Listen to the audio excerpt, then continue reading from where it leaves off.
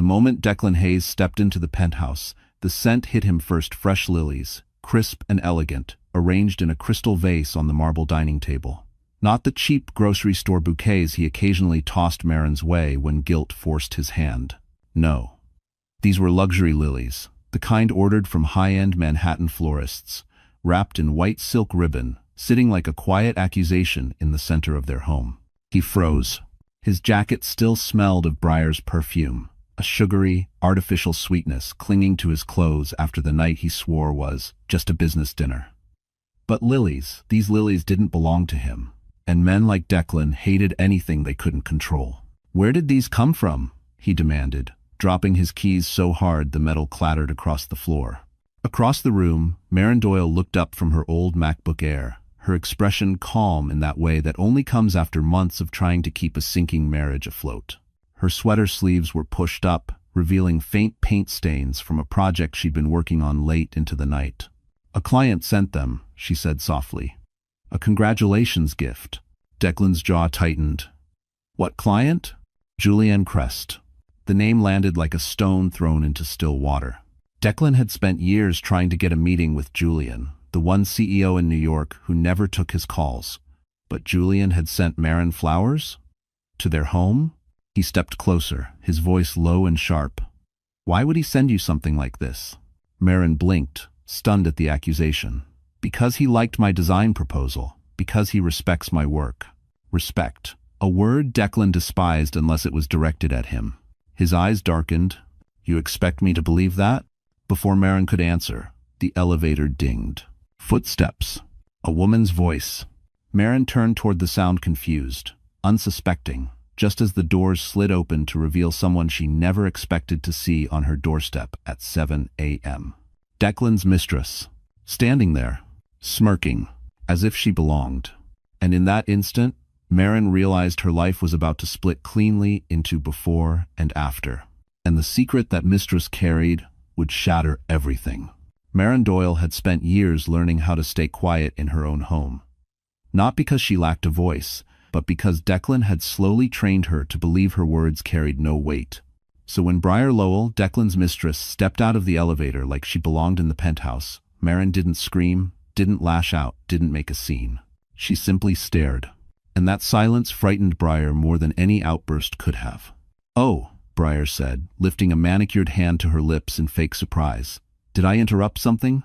Marin felt something twist inside her chest. Anger, humiliation, the sting of betrayal, but she kept her voice even. "What are you doing here?" Declan stiffened. He hadn't expected this.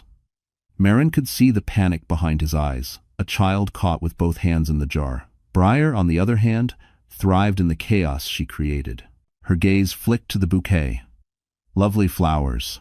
Didn't figure Declan for the romantic type. Marin swallowed. He didn't send them. "Oh?" Briar tilted her head, delight spreading across her face. "Someone else did?" How bold. Marin wanted to disappear. She wanted to scream. Instead, she wrapped her arms around herself, steadying her breath the way she used to whenever life became too heavy. She'd spent her 20s working double shifts, taking on every freelance lighting project she could find, clawing her way out of debt, one invoice at a time. She built a life with Declan from scratch, supported him before the fancy suits, before the Park Avenue office, before the arrogance, and yet here she stood at 31, treated like a stranger in her own home. Declan ran a hand through his hair. "Briar, you shouldn't be here." "Why not?" she said sweetly. "You weren't complaining last night." Marin's pulse trembled, but she held herself together. She always had. Growing up with no father and a mother who worked 3 jobs, Marin learned early that survival sometimes meant swallowing the bitterness and moving forward. She had always believed Declan was different, someone who valued loyalty, someone who saw her. Now she saw the truth. Declan never wanted a partner. He wanted property. And Briar?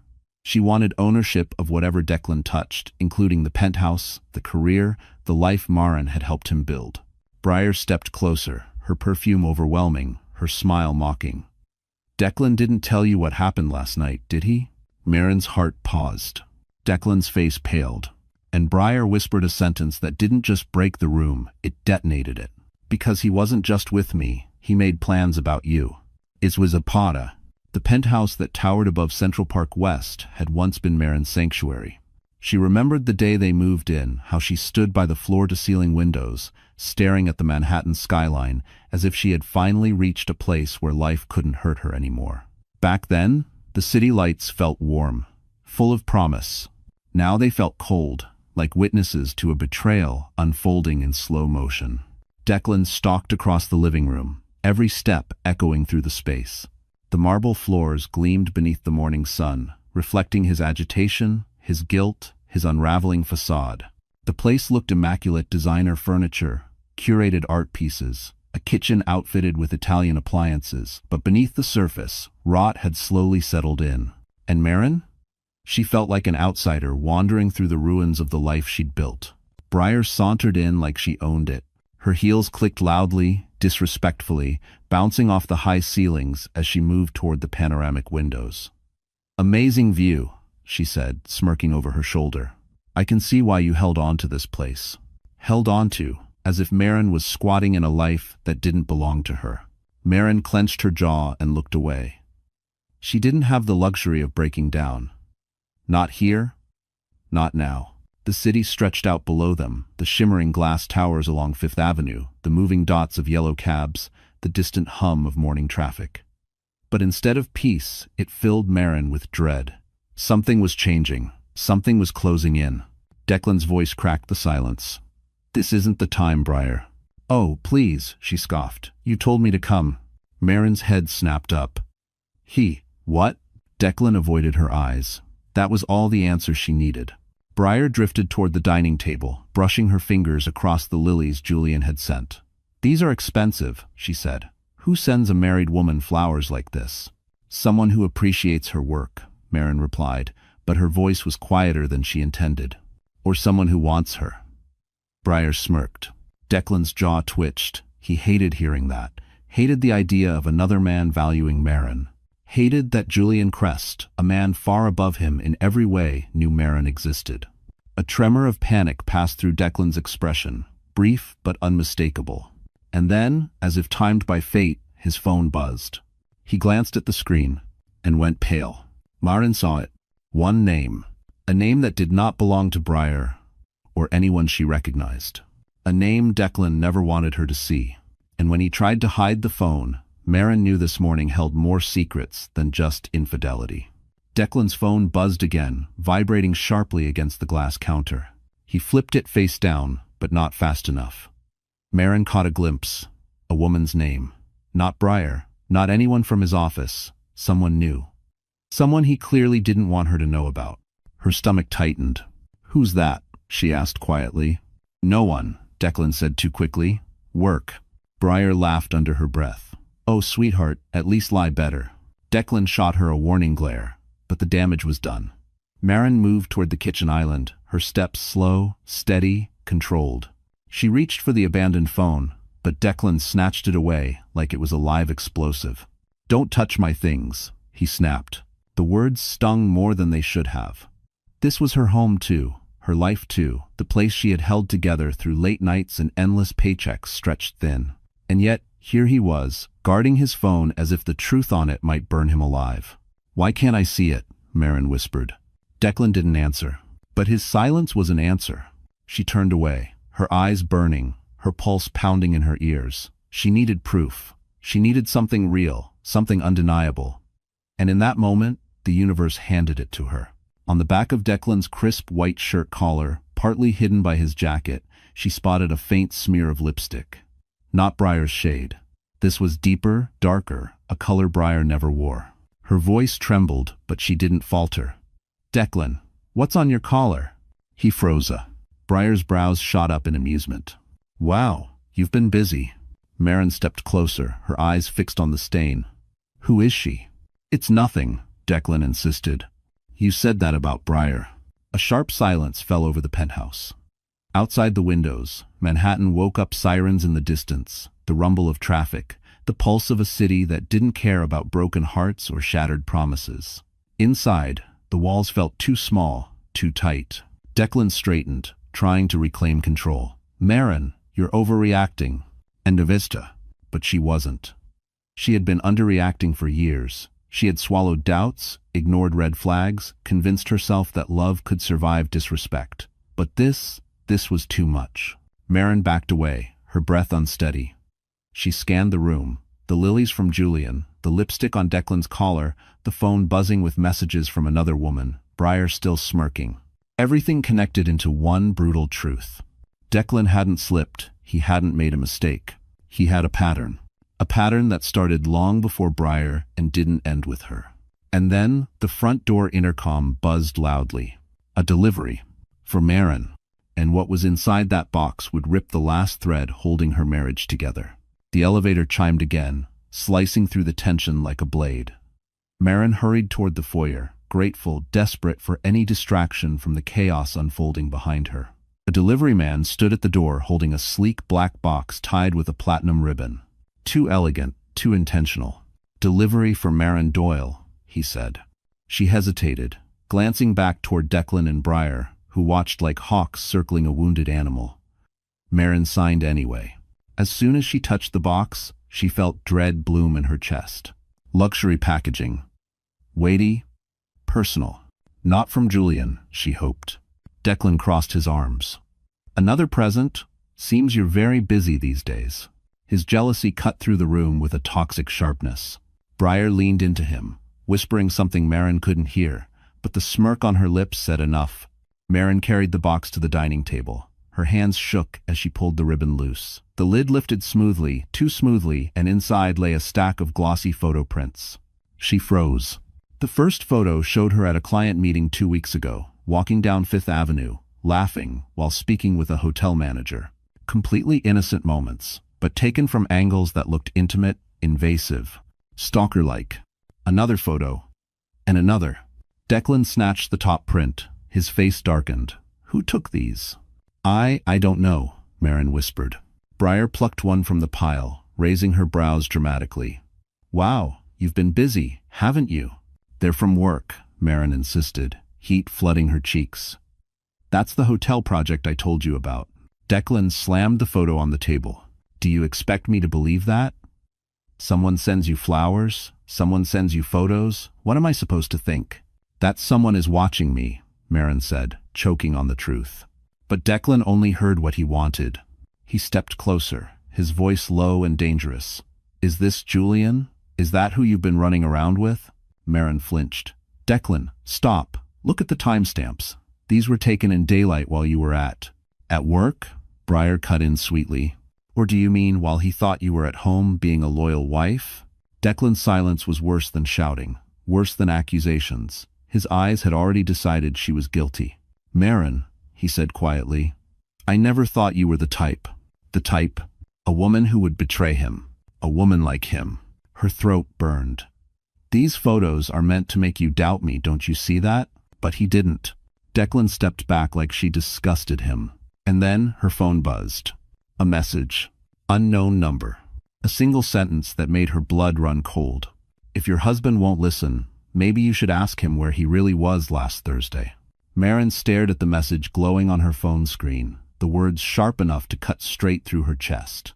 Ask him where he really was last Thursday. Her mind raced. Last Thursday. Declan had claimed he had a late board meeting. He hadn't come home until nearly 2 a.m., smelling faintly of whiskey and someone else's perfume. She had asked if everything was okay. He kissed her forehead, said, "Just work, Maren. Go to sleep." But the message felt like a hand tearing away the curtain she'd been hiding behind. She turned toward Declan, her voice trembling. "Where were you last Thursday?" He stiffened. "Don't start." "Where?" she pressed, louder this time. Declan didn't answer. He didn't need to. Briar smiled like a cat enjoying the unraveling of prey. "Oh, Declan, you didn't tell her about that night?" Maren's heart spiraled. "What night?" Briar leaned casually against the island countertop. "The night he said he wished he'd never married you." The room tilted. Declan didn't deny it. Not even with a shake of his head. Maren felt something inside her tear open quietly, painfully, like fabric splitting under too much strain. She gripped the edge of the dining chair to steady herself. The penthouse suddenly felt foreign, every piece of furniture reminding her of the sacrifices she had made, the freelance jobs she took to help pay for this place, The nights she stayed up late polishing Declan's presentations. The holidays she skipped visiting her mother because Declan insisted his work schedule came first. Her knees weakened. She pressed a hand to her stomach to keep from collapsing. "I gave you everything," she whispered. Declan's expression hardened. "Don't make this dramatic." "Dramatic?" Maren laughed, a broken, shaking sound. "You cheated. You lied. You brought your mistress into our home. And you've been getting flowers and mystery deliveries," he shot back.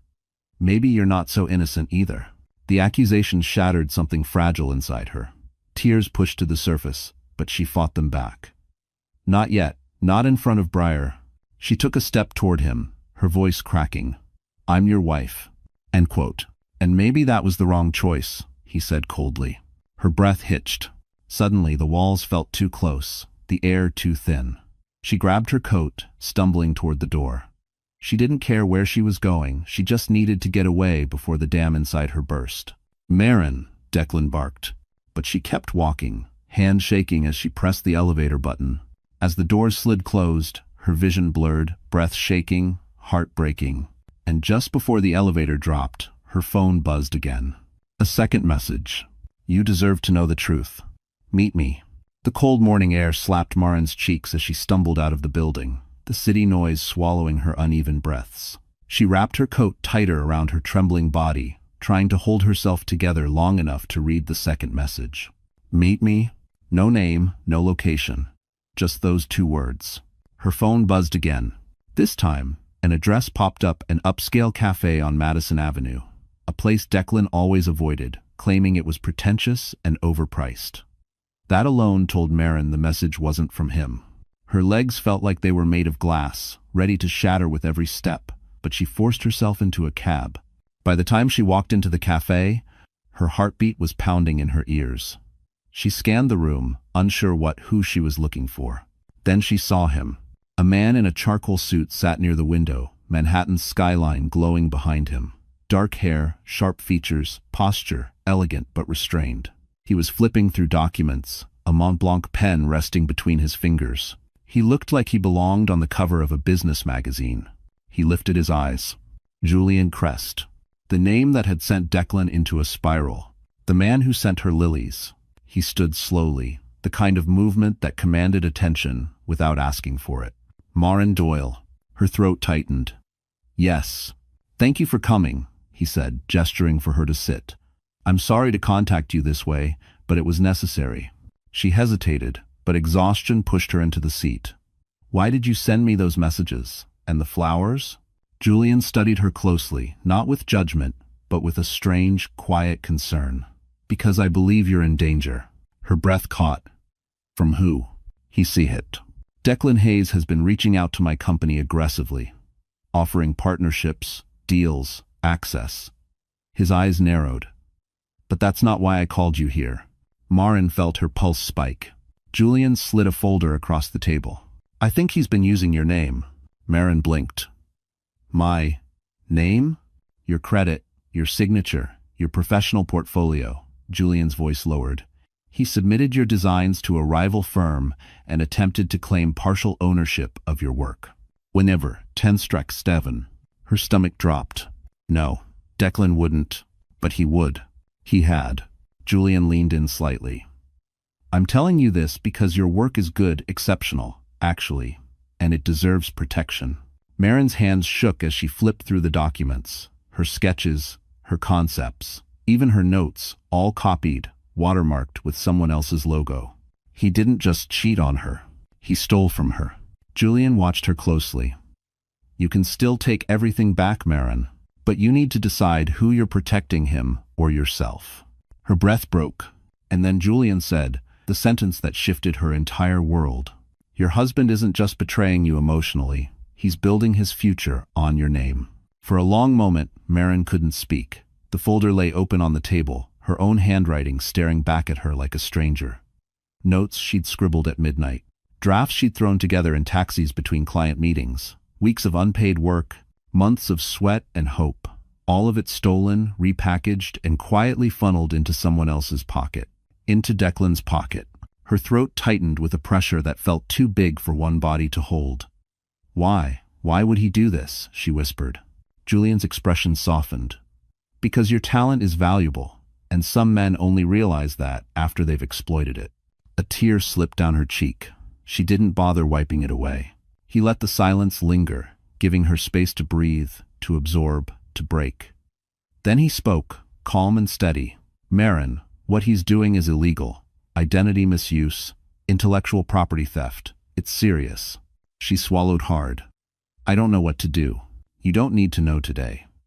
Julian slid a business card toward her. But when you're ready, call this attorney. She's discreet, sharp, and used to handling cases like this. Marin stared at the card. The weight of it felt heavier than the entire folder. Julian leaned back in his chair, regarding her with an unexpected gentleness. You look like someone who hasn't been allowed to take up space in a long time. That sentence hit deeper than any accusation. Marin looked away, embarrassed by how easily he saw through her. How effortlessly he read what Declan had taken years to beat into her confidence, her voice, her worth. I'm not strong like people think, she murmured. Julian shook his head. Strength isn't loud, Marin. Sometimes it's surviving things no one knows about. Her breath trembled. She didn't argue. Julian's phone buzzed. He glanced at it, exhaled quietly, then stood. I have a meeting. But I wanted you to hear the truth before Declan twisted it. He grabbed his coat and paused beside her. Take the day. Rest. Then decide what comes next. Your work deserves better. You deserve better. I have no one. She watched him step out into the Manhattan morning, disappearing into the flow of people moving with purpose and confidence, qualities she once had but somehow lost along the way. She gathered the documents, tucking them carefully into her bag. Outside the cafe window, the city glittered with possibility, indifferent to heartbreak, yet overflowing with second chances. For the first time in months, Marin inhaled deeply. Her marriage was collapsing. Her trust was shattered.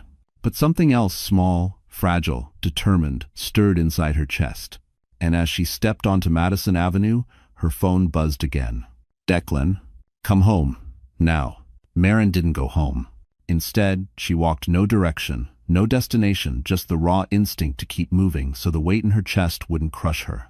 The late afternoon wind rolled through Manhattan, carrying the chill of approaching evening.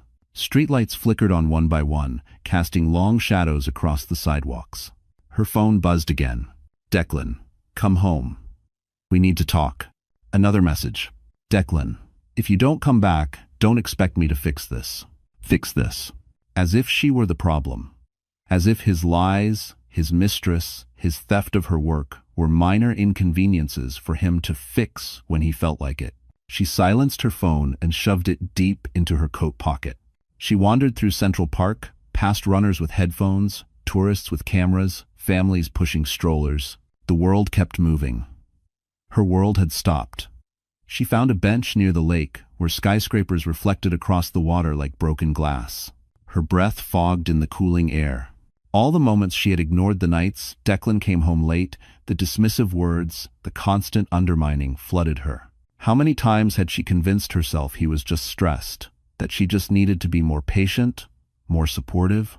A memory surfaced 3 years ago, when she landed her first lighting design contract. She'd come home beaming, ready to celebrate. Declan poured himself a drink and said, "Let's not get carried away. It's small scale." She hadn't realized then how deliberately he dimmed her light. She pressed her palms into her eyes, trying to hold back tears. She felt foolish, empty, betrayed, and painfully alone.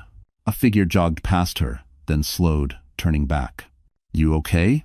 A stranger, just a passerby. She shook her head quickly, embarrassed. "I'm fine." He nodded gently and kept running. The simple kindness almost undid her. Her phone buzzed again, but this time it wasn't Declan. A new number. "Julian, if you're somewhere safe, stay there." "He just called my office." Marin's stomach flipped. Declan had contacted Julian. Why? To threaten him? To intimidate him? Or because he feared Marin learning the truth?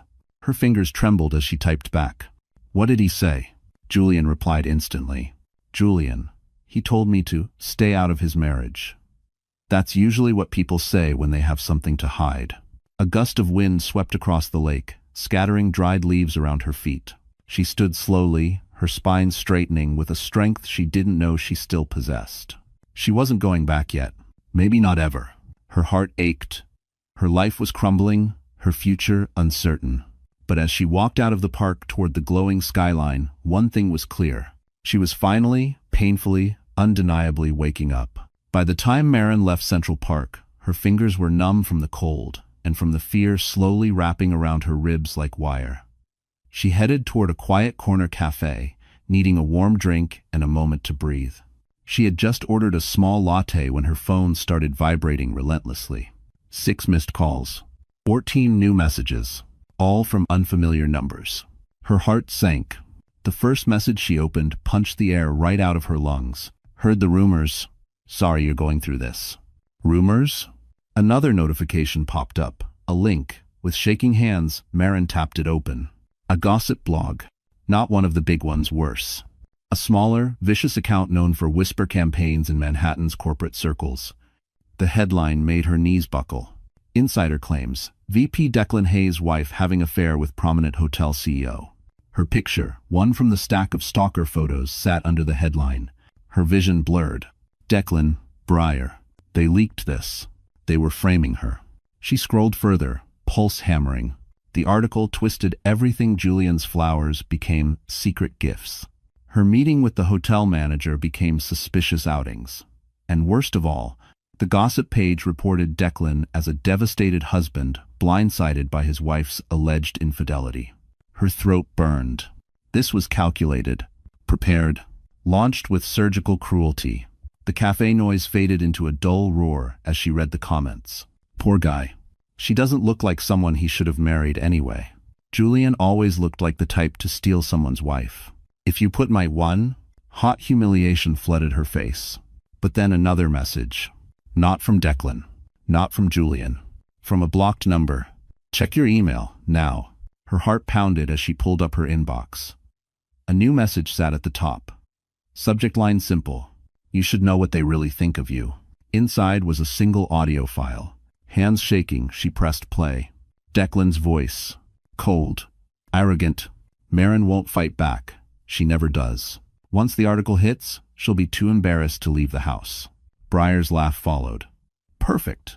And once her reputation's trashed, she'll have no credibility to claim the designs. We can move forward without her in the way. Blood drained from Maren's face. Her breath fractured. They weren't just cheating. They were destroying her. Setting her up. Erasing her work. Erasing her. The cafe felt suddenly too small, too bright, too loud. She pushed out into the cold evening air, gasping. Declan thought she'd break quietly. He thought she'd disappear. But as she steadied herself against a street lamp, a fire sparked in her chest, small, trembling, but alive. A different message buzzed in her phone then. Julian, I saw the article. If you need backup, I'm here. Her tears dried hot on her cheeks. And for the first time, Maren realized she wasn't as alone as Declan wanted her to be. Maren didn't remember walking the 5 blocks to Julian's office, but somehow she found herself standing in the marble lobby of Crest Development, clutching her phone like a lifeline. She must have looked devastated, because the receptionist didn't ask a single question. She simply called upstairs. Mr. Crest will see you now. The elevator ride felt endless. When the doors opened, Julian was already waiting. No suit jacket, sleeves slightly rolled up, expression sharper than she'd ever seen it. You saw the article, he said quietly. Maren nodded, and her voice cracked. They're trying to ruin me. I know, Julian gestured her inside. Come in. His corner office overlooked the Manhattan skyline, dusk spilling gold across the city. Normally, Maren would have admired it. Today, she felt small, battered, exhausted. He closed the door. Sit. Start wherever you need. Danistom. The moment she sat down, the dam inside her burst. She told him everything. The flowers, the lipstick, the photos, the blog post, the audio recording. Julian didn't interrupt. He listened with an intensity that felt grounding, not overwhelming. By the time she finished, her hands were trembling so hard she had to press them into her knees. Maren, he said finally, this isn't just personal betrayal. This is targeted character assassination. She nodded weakly. I know. And with thou. And he's doing it because you're a threat. Julian leaned forward. Maybe not to him as a husband, but to him professionally. You have something he doesn't. Talent. A choked, humorless laugh escaped her. I don't feel talented. Because you've spent years with someone who needed you to feel small so he could feel big. Her breath hitched. Julian opened a folder. Look at this. Inside was a printout of an internal memo from a hotel chain she'd pitched to last month. Her name appeared 3 times positively, enthusiastically, until one note at the bottom. Concerns raised by Declan Hayes about her professionalism. Suggest reviewing alternative designers. Marin pressed a hand to her mouth. He sabotaged me. Yes, Julian said. But you didn't lose because you weren't good enough. You lost because someone cheated. Her eyes filled again, not with despair this time, but with fury. Julian exhaled deeply. I want you to understand something important. A man like Declan doesn't destroy what he doesn't fear. He did all this because he knows you're better than him. Those words hit her like sunlight breaking through a storm. Slowly, cautiously, Marin straightened her shoulders. Julian noticed. A faint smile touched his mouth. There she is. Before she could respond, his desk phone rang sharply. He glanced at the caller ID and his expression shifted. It's your husband, Julian said. Marin's blood ran cold. Julian picked up. This is Crest. He listened. And his jaw tightened. He ended the call and looked at Marin. Declan isn't done, he said. Then, leaning forward, his voice low and grim. He's about to make his next move, and it's going to hit you hard. Julian's warning echoed in Marin's mind long after she left his office. Declan isn't done. Of course he wasn't. Men like Declan never stopped until they'd destroyed anything that made them feel insecure. And she, his quiet, agreeable, underestimated wife, had suddenly become a threat. By the time Marin reached the street, dusk had deepened into full night. Manhattan glowed with its usual brilliance, but she felt detached from everything floating, fragile, waiting for the next blow. It arrived faster than she expected. Her phone buzzed with an alert from her bank. Withdrawal? $8,200. Withdrawal. $5,400. Transfer. Dois Prezicha. 0. Her heart seized. She opened her banking app, hands trembling. Her joint checking account, their account, was nearly empty. Almost $30,000 gone in minutes. Declan had drained it. A sharp, cold panic gripped her spine. She rushed to call the bank, but before she could dial, her screen lit up with a new text. From Declan. You should have come home when I asked. Actions have consequences. Marin staggered backward as though physically hit. Her money, her savings, the safety net she'd built from years of freelancing, extra shifts, stretching every dollar, gone, all gone. And then another hit. An email from her landlord. Due to recent concerns brought to our attention about your online conduct, we must temporarily suspend your access to the building's private studio spaces. We will review your contract pending investigation. Her breath caught in her throat. Her workspace. Her equipment. Her only source of income. Declan had called them. He was cutting off her livelihood piece by piece. She leaned against a cold building wall, struggling to breathe. The city rushed around her, uncaring, unstoppable. Her life was collapsing in real time, and she could do nothing but watch. Her phone rang. Julian. She answered, voice barely a whisper. He took everything. What do you mean? Julian demanded. He emptied the account, and he called my landlord. I can't access my studio anymore. Thanks for watching. There was a beat of silence, a sharp inhale on Julian's end. Then his voice hardened into something deadly calm. Marin, listen to me. You need to get somewhere safe tonight. Don't go back to the penthouse. Don't speak to him. Don't sign anything. Her knees buckled. I have nowhere to go. Yes, you do, Julian said firmly. I'll send a car. I'll take care of the logistics. You just get to the address I text you.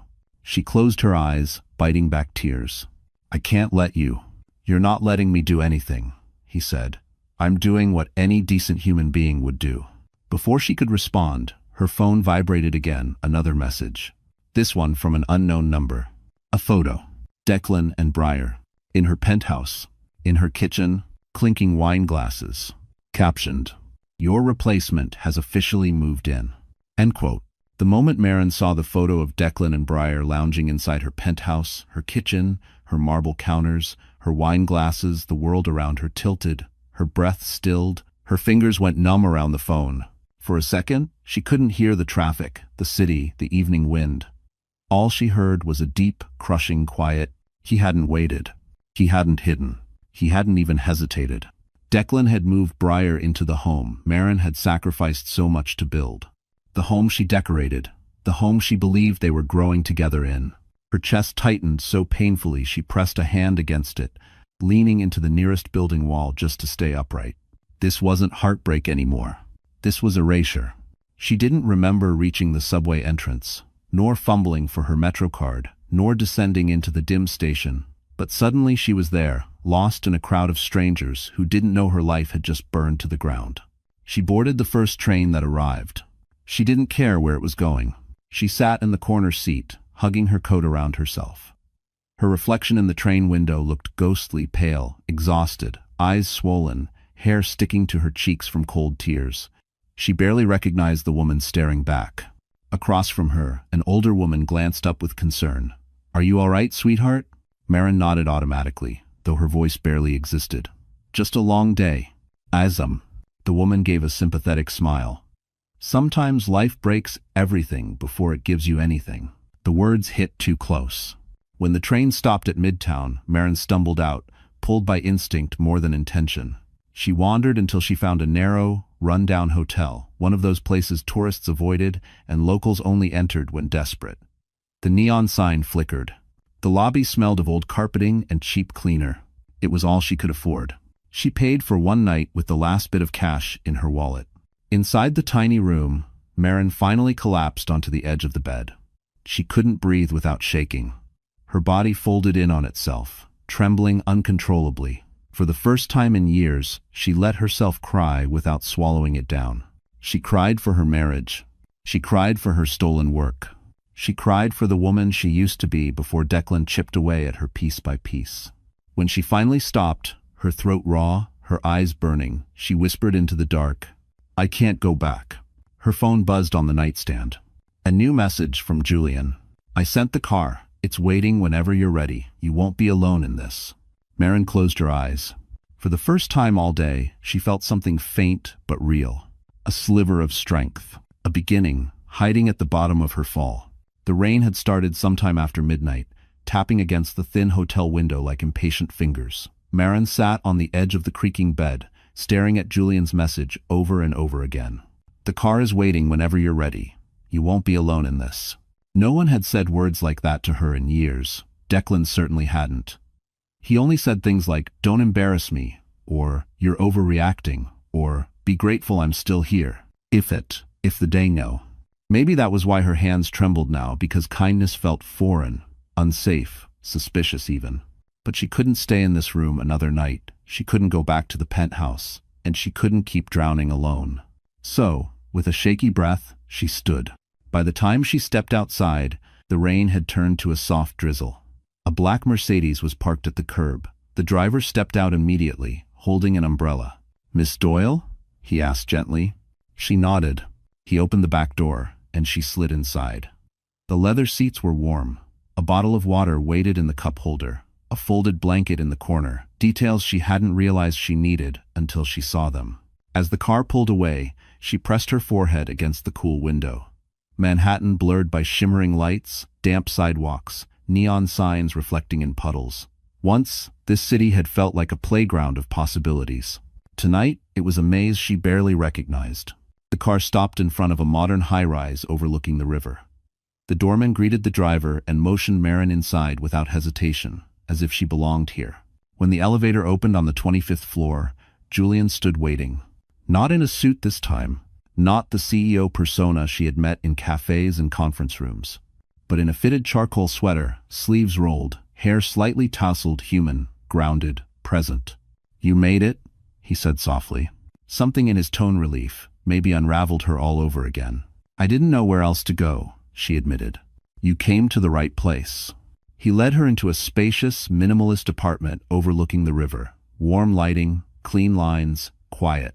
A space designed to calm, not impress. "I had the guest room prepared," Julian said. "You can stay as long as you need. No pressure, no questions." Tears pricked at her eyes. "Why are you helping me?" He paused. Because someone should have helped you a long time ago. The words hit deeper than she expected. Before she could respond, Julian's phone buzzed. He glanced at it, his brows narrowing. Declan filed something, he said. Emergency action. He's moving fast. Marin's stomach dropped. What did he file? Julian looked up, eyes steady, voice grave. He's trying to take your name off your own work permanently. Marin felt the words hit like a physical blow. Declan wasn't just sabotaging her career. He was trying to erase her name entirely. Julian placed his phone down, jaw clenched. He filed to have himself listed as the primary creator on your lighting designs. If it goes through, you could lose ownership and every future project tied to them. Her breath trembled. He can't do that. He's trying, Julian said. And he's using the scandal to claim you're unstable, unfit to manage business affairs. Marin's stomach twisted. She could practically hear Declan's voice, dismissive and icy. She's emotional. She's overwhelmed. She doesn't understand the business side. It was the same narrative he'd used for years whenever she questioned him, whenever she tried to protect her work, whenever she dared to take up space. Why? She whispered. Why go this far? Julian didn't hesitate. Because you left, because he lost control, because he knows your work has value and he can't let you succeed without him. His quote. Prediction on ride. A tremor ran through her. I can't let him win. Julian's expression softened. You won't. He slid another document across the table. This is the attorney I mentioned, Elena Marquez. She's the best in intellectual property and reputation defense. I've already briefed her. She's expecting you first thing tomorrow. Marin nodded slowly, her pulse steadying. For the first time, she felt something unfamiliar rising inside her resolve. Not loud, not dramatic, but solid, quiet and unmovable, like steel forming beneath shattered walls. Julian continued, Tonight you rest. Tomorrow you fight. She swallowed hard. Julian. Thank you. You don't owe me anything, he said. But Declan owes you everything. The truth of that hit deep. Hours later, after Julian retreated to his own room, Marin stood alone in the guest suite. It was warm, soft-lit, comfortable, nothing like the cold perfection of the penthouse. She stared at her reflection in the mirror. Her hair was a mess, her eyes swollen, her clothes wrinkled. She looked breakable. But something in her gaze had changed. Declan had taken her dignity, her home, her savings, her reputation, and tried to take her identity. But he had given her something, too. A reason to fight. She wiped her cheeks, squared her shoulders, and whispered to her reflection, He stole my work. He won't steal my future. She turned off the light and slid into bed, exhaustion finally loosening its grip. Just as she closed her eyes, her phone buzzed once more. A new message. From Briar. Enjoy your last night with his name. Tomorrow, you won't have it. Marin stared at the screen, her heartbeat steady. And for the first time, she wasn't afraid. She was ready. Morning came gray and heavy, the kind of Manhattan dawn that felt more like an accusation than a beginning. Marin stepped out of Julian's apartment wearing borrowed clothes, simple, clean, soft, feeling more human than she had in days. Her appointment with attorney Elena Marquez wasn't for another hour, but she needed to clear her head. She didn't get the chance. The moment she exited the building, a black SUV screeched to a stop in front of her. The window rolled down. Declan. His expression was a storm rage, fear, desperation. Get in the car. No, Marin said, stepping back. Now, Marin. His voice cracked with an edge she'd never heard before. Not anger, panic. She stayed still. I'm not going anywhere with you. Declan slammed the door open and stormed toward her. You think you can run off and hide with Crest? You think he's going to save you? I don't need him to save me, she said quietly. I just need you to stop destroying my life. He laughed, a harsh, broken sound. Destroying your life? You did that when you walked out. End quote. You moved Briar into our home, she snapped. You drained our accounts. You leaked lies about me. Declan's jaw clenched. I did what I had to do. Why? She demanded. Why go this far? Why take everything? Silence. Then, unexpectedly, he looked away, unable to meet her eyes. Because he knew she already had the truth. But Marin needed to hear it. To hurt me? She whispered. To control me? To punish me for leaving? No, Declan said, voice tightening. To protect myself. And Vils Ting, too. Marin frowned. From what? He swallowed hard. Too hard. From what you're about to find out? Another voice said behind him. Briar stepped out of the SUV, arms crossed, wearing one of Marin's old coats as if claiming the last pieces of her life. Declan, she said sharply, stop talking. But it was too late. He rubbed his temples. Marin? You weren't supposed to know about the financials. Her blood chilled. What financials? Briar shot him a glare sharp enough to cut steel. Get in the car, Declan. We'll handle her later. No, Marin said slowly, realization dawning like a knife slipping beneath skin. What did you do?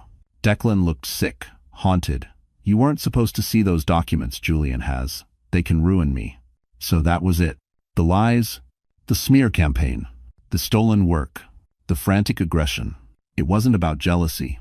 It was about fear. Declan was hiding something big, something illegal, enough to destroy him.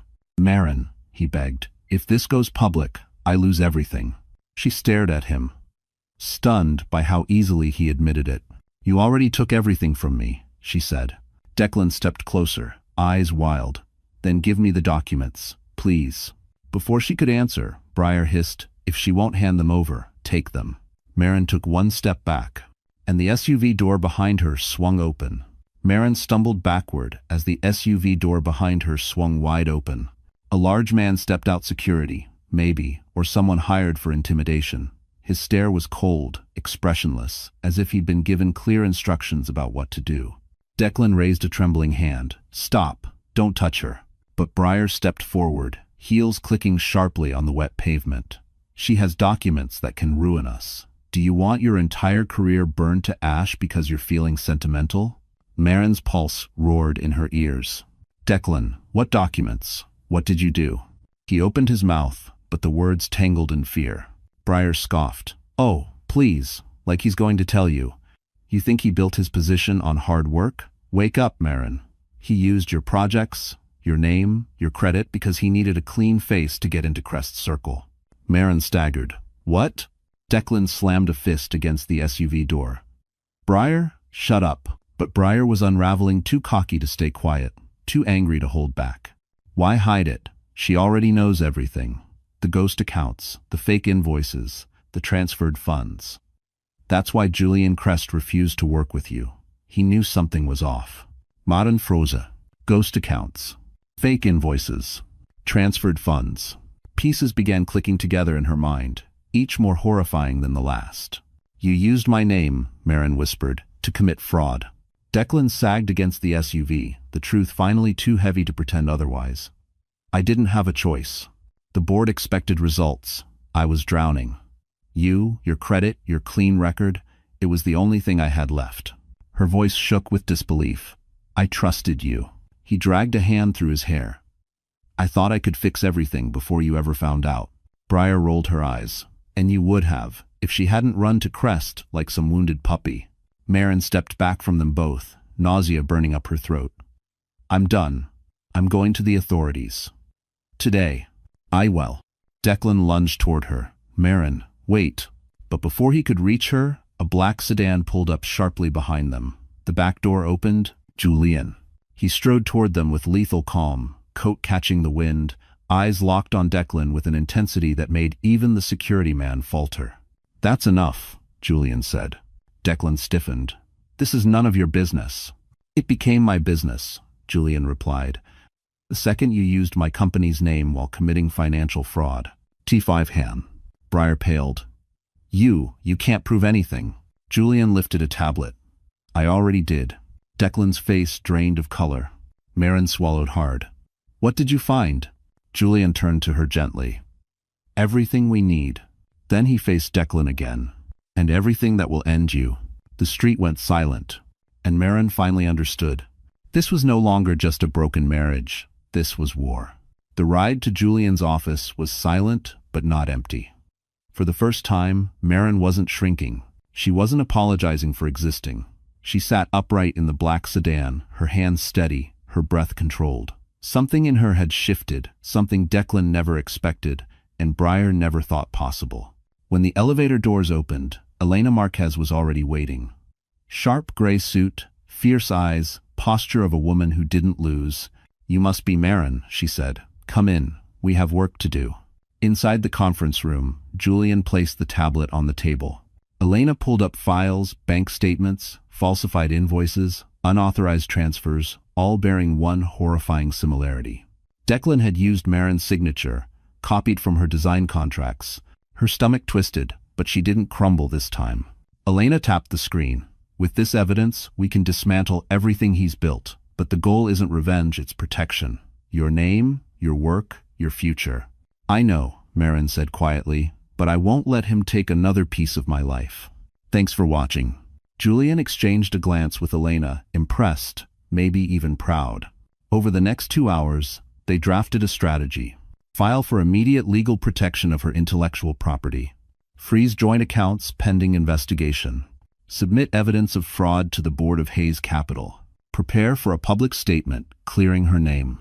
When they finished, Elena stood. "Tomorrow morning, the board meets at the Park Avenue office tower. You will attend." Marin blinked. "Me?" "Yes," Elena said. "Declan is expecting to control the narrative. We're going to shatter that expectation."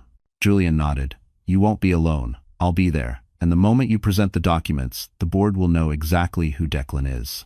A tremor ran through Marin, not fear, but adrenaline. "What about Briar?" Elena smirked. "Her involvement is documented too. She'll face consequences." Thanks for watching. It was the first time Marin truly allowed herself to imagine a world where she wasn't powerless, a world where Declan wasn't the center of everything, a world where she could rebuild. That night, back at Julian's apartment, a stylist someone Julian had called in quietly arrived with a simple wardrobe rack. "For tomorrow," Julian said, "wear something that reminds you who you are." Marin touched the soft fabric of a tailored black dress, strong, understated, elegant, a version of herself she had almost forgotten. In the mirror, she saw the woman she was becoming, not weak, not broken, not erased, a survivor sharpening into someone unstoppable. Just as she turned away, her phone buzzed with a final message, this one from an unknown sender. A single sentence. "Tomorrow he will fall harder than you think." The following morning, the Park Avenue Tower gleamed under the rising sun, all steel and power, exactly the world Declan Hayes believed he ruled. Marin stepped out of the car, wearing the black tailored dress, hair pulled into a sleek, low twist, posture straight. She didn't look like a woman broken by betrayal. She looked like someone who had finally remembered her worth.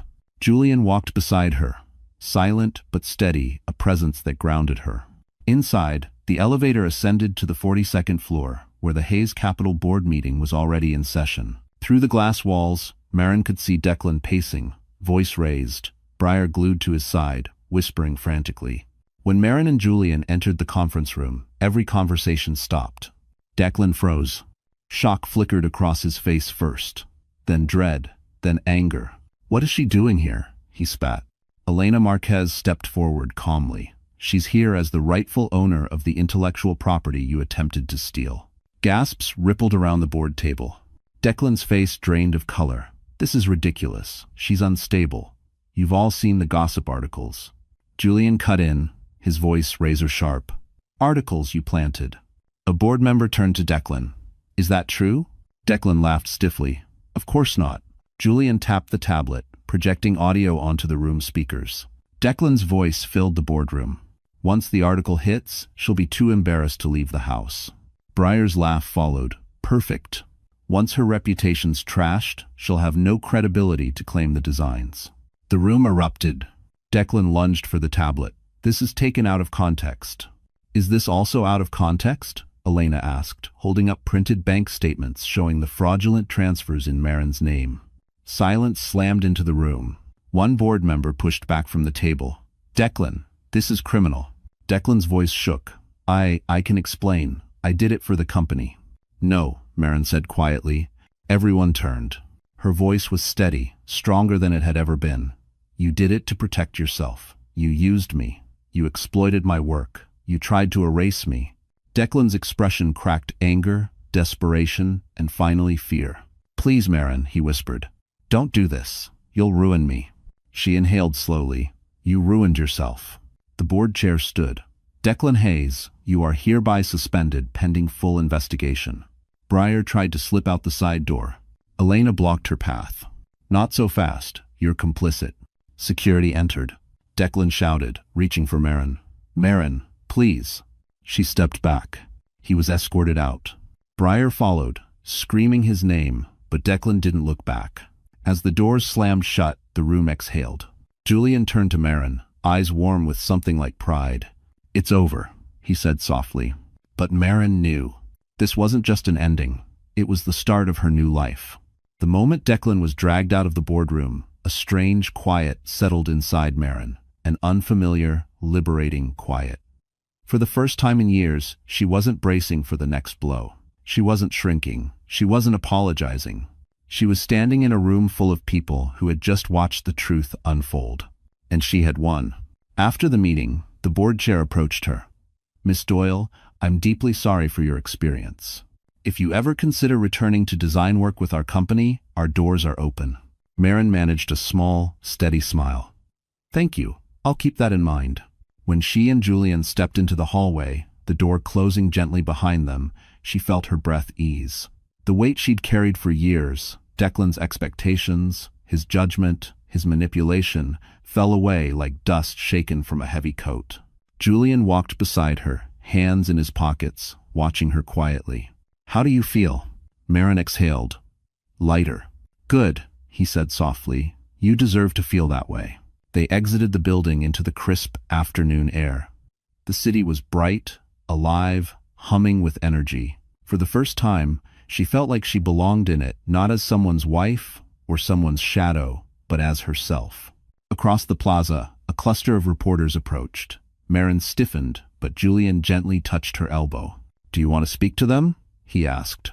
She thought for a moment. Then she shook her head. No. Let the evidence speak for itself. He nodded.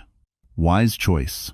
They walked toward the waiting car, but halfway there, Marin stopped. I need one more thing, she said. Julian tilted his head. What's that? Marin reached into her bag and removed her wedding ring, a simple band she had once cherished.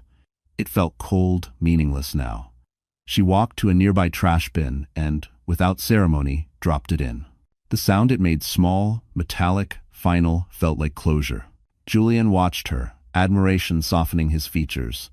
You're stronger than you know. And I'm done being small, she replied. Good, he said quietly, because I have something to ask you. She turned to him, surprised. Crest Development is launching a new luxury hotel project, he said. I want you as lead lighting designer. Full creative control, full credit, full pay.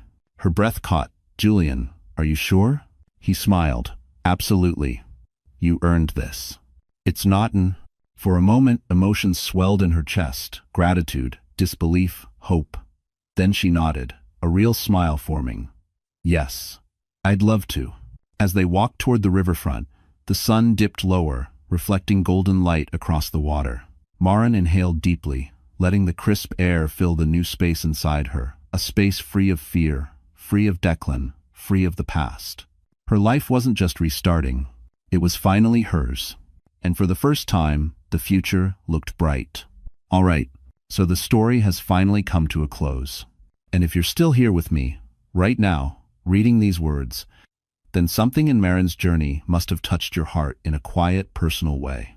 Maybe it reminded you of your own strength, or of a moment you thought you wouldn't survive but did. So let's take a breath together and look at what this story really tells us. In life, people can betray you, underestimate you, or even try to erase you. But as the Stoics remind us, you have power over your mind, not outside events. Real strength begins there. Marcus Aurelius wrote that centuries ago, yet it still heals today. Because like Marin, you don't control what others do to you, but you control what you rise from. The truth is, you deserve respect. You deserve peace. You deserve to walk away from what breaks you. And above all, you deserve to see your own worth, even when others try to dim it. If this story made you feel something, hope, courage, clarity, then don't keep that feeling to yourself. It might help someone else too. So, my wonderful friends, if you're still here, hit like, share this journey with someone who needs strength today. and subscribe so you don't miss the next story that might just touch your heart the same way.